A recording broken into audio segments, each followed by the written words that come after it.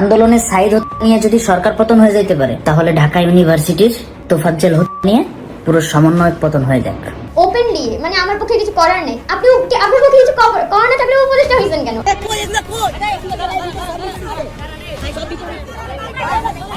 এই অভ্যুত্থানের স্পিরিটের সাথে বিশ্বাসঘাতকতা করছেন।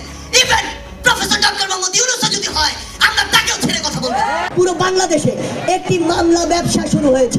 শাহবাগ থানায় মামলা করেছেন বৈষম্য বিরোধী ছাত্র আন্দোলনের অন্যতম সমন্বয়ক সার্জিস আলম। মামলা করেছেন বৈষম্য বিরোধী ছাত্র আন্দোলনের অন্যতম সমন্বয়ক ও জাতীয় নাগরিক কমিটির মুখ্য সংগঠক সার্জিস আলম। এই একজন উপদেষ্টা এপিএস 311 কোটি টাকা লুটপাট করলো, তোমরা কি করলা? বিএনপির সাথে এই এনসিপি যোগাযোগ করেছে, গোপনীয় বৈঠক হয়েছে, সেই বৈঠকে তাদেরকে নাকি 100 আসন দিবে। কোথায় লিভারপুল, কোথায় ফকিরাপুর? সারা বাংলাদেশে তোমাদের লোক লুটপাট করতেছে, বিভিন্ন জায়গায় দালালি করতেছে, চাকরির ব্যবসা করতেছে, বদলি বাণিজ্য করতেছে, তোমাদের উপদেষ্টারাও করতেছে। এনসিপি এই দলও থাকতে পারবে না।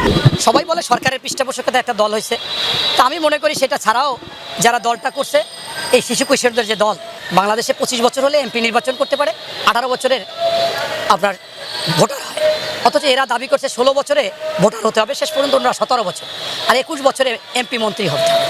তা আমি যখন টকশোতে যাই, তখন টকশোতে গেলে ওদেরই লোক আসে। তা আসার পর যখন বলি যে তোমাদের এই একজন উপদেষ্টা এপিএস 311 কোটি টাকা লুটপাট করলো, তোমরা কি করলা? বলে যে দেখেন আমাদের তো একটু বয়স কম, এ ব্যাপারে আপনাদের একটু মার্জনা করতে হবে। তাহলে বয়স কম, তুমি স্ববিরোধী কথা বলবা? আন্দোলনও করেছে স্ববিরোধী।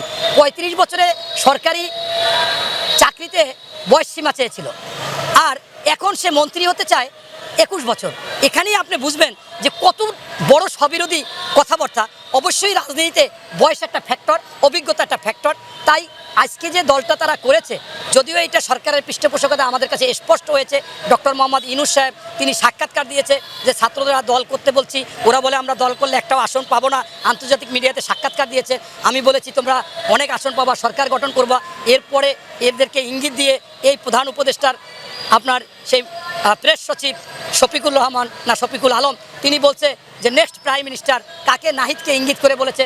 অথচ সেখানে অনেক দলেরই প্রধানরা ছিল, এই যেমন আমাদের জোনায়েদ সাকি ছিল, মাহমুদুর রহমান মান্না ছিল, অলি আহমেদ ছিল, সেখানে ভিপি নূর ছিল, এরকম মিনিমাম 25টা দলের প্রধানরা ছিল। সেখানে উনি ইঙ্গিত করলো যে নাহিদ নেক্সট প্রাইম মিনিস্টার। এমনকি নাহিদের যিনি সহযোদ্ধা, আপনার নামটা হচ্ছে যে হাসনাত আবদুল্লাহ, তিনিও বারবার বলতেছে যে আপনার নেক্সট প্রাইম মিনিস্টার।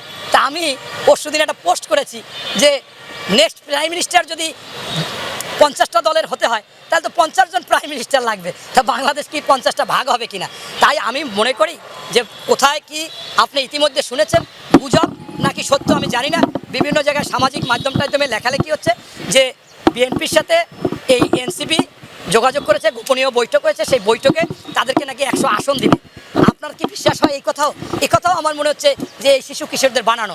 কারণ জামাত হচ্ছে বাংলাদেশের একটা বড় দল, সেই দলকে বিএনপি সর্বোচ্চ 25টা আসন দিয়েছিল, এর আগে দিয়েছে 10টা, এরপর 20টা। অথচ কোথায় লিভারপুল, কোথায় ফকিরাপুল? আপনি 1000 ভোল্টেজের সার্চ লাইট দিয়া আসন ভিত্তিক, আপনি আমার বাড়ি বাগেরহাট 4 মোড়লগঞ্জ শরণখোলা, আমি চ্যালেঞ্জ দিতে পারি আমার 4টে আসনে কোনো জায়গায় আমি এনসিপির লোক এখন পর্যন্ত পাইনি। তা সেই যাদেরকে পাওয়া যাচ্ছে না, তারা যদি বলে তাদের দেবে 100 আসন, তাহলে জামাতের সাথে বিএনপি কীভাবে মিউচুয়াল করেছে বা সমঝোতা করেছে বা জোট করেছে আপনারা দেখেছেন। তাই আমি মনে করি যে এরা আজকে যে কথাবার্তাগুলো বলতেছে তার প্রমাণ, আপনি যেটা প্রশ্ন করেছেন যে তাদের মিটিংয়ে যারা আসে, সমাবেশে আসে, তাদের প্রশ্ন করলে তারা দলের নাম বলতে পারে না, কেন আসছে? সেই এনসিপিতে আমরা দেখলাম আপনার শত শত ফেসবুকে ভাইরাল ভিডিও বিভিন্ন জনে ছেড়েছে, মিডিয়ারা ছেড়েছে, ডাইরেক্ট আপনার টিভি ছেড়েছে। সেখানে আমরা দেখলাম, জিজ্ঞাসা করতেছে আপনারা কোথায় আসছেন, কয় খালেদা জিয়ার। তা বলছে কীতে আসছেন? তা বিএনপির প্রোগ্রামে আসছি। কী বিষয়ে আসছেন? এই তারেক রহমান দেশে আইবে। হ্যাঁ, এখন আপনার এইটা নিয়ে আবার সামাজিক মাধ্যমে যারা ওই যে নাটক তৈরি করে, তারা কন্টেন্ট, এই কন্টেন্টে দেখলাম বরিশালের একজন লোক খুব চালু, সেই কন্টেন্টে একটা নাটক বানাইছে। বানাবার পর সাংবাদিকরা বলছে যে আপনার যে আজকে সমাবেশ হলো, সবাইকে জিজ্ঞাসা করলাম যে আপনারা কোন দলের প্রোগ্রামে আসছেন, তারা তো আপনাদের দলের নামটাম বলতে পারলো না। বলে এটা অসুবিধা হবে না, পরবর্তীতে আমরা শিখিয়ে আনবো যে আমাদের দলের নামটাম। তাই আমি মনে করি যে এই দলকে যত সরকার পৃষ্ঠপোষকতা করবে, বাংলাদেশে সরকারি পৃষ্ঠপোষকতায় কিংস পার্টি নামে কোনো পার্টি বাংলাদেশে উঠতে পারে না, টিকতে পারে না, থাকতে পারে না, এই দলও থাকতে পারবে না। বরঞ্চ বাবারা তোমাদের মধ্যে যেহেতু রাজনৈতিক একটু খায়েশ হয়েছে, সেই খায়েশে তোমরা যেভাবে আন্দোলন সংগ্রাম করেছিলা, সেই আন্দোলন সংগ্রামে আমাদের খেটে খাওয়া মানুষ, রিক্সা চালক, ভ্যান চালক, পাঠাও চালক, রাস্তার দোকানদার, বাসার গৃহিণীরা এসে এসে তোমাদেরকে পানি কিনে দিয়েছে, পরোটা কিনে দিয়েছে, পাউরুটি কিনে দিয়েছে, বিস্কিট কিনে দিয়েছে। মনে করছিল তোমরা এই জনগণের কাজ করবা, ন্যায়সঙ্গত করবা, কিন্তু জনগণ দেখতেছে সারা বাংলাদেশে তোমাদের লোকজন তোমাদের নাম দিয়ে লুটপাট করতেছে, বিভিন্ন জায়গায় দালালি করতেছে, চাকরির ব্যবসা করতেছে, বদলি বাণিজ্য করতেছে, তোমাদের উপদেষ্টারাও করতেছে। সেখান থেকে ফিরে আসো, আবার চলে আসো ওই যারা তোমাদের উপর আস্থা এনেছিল, সেই আস্থা এসে দল গঠন করবা, তাইলে তোমাদের দল ইনশাল্লাহ টিকবে। অথচ এই যে কাজগুলো করতেছো ভাড়ায় লোকজন এনে, এইটা তোমাদের সঠিক না। পাশাপাশি আপনার এই কথা শুনে এনসিপির লোকেরা ফেসবুকে আছে, তারা আমার খুব গালিগালাজ দেবে, মন্তব্য করবে, আমাদের দলের কথাও বলবে। আমাদের দলও লোক প্রচুর এখন আসে, আমরা ভাড়া আনা লাগে না। এখন এরা আসে কেন? দলে বিএনপি সাইনবোর্ড লাগাইবে। সেখানেও আমি অনেককে যাই জিজ্ঞাসা করি, আমার সাথে যখন ছবি তুলতে আসে, আমি বলি যে তুমি আজকে কি প্রোগ্রামে আসছো?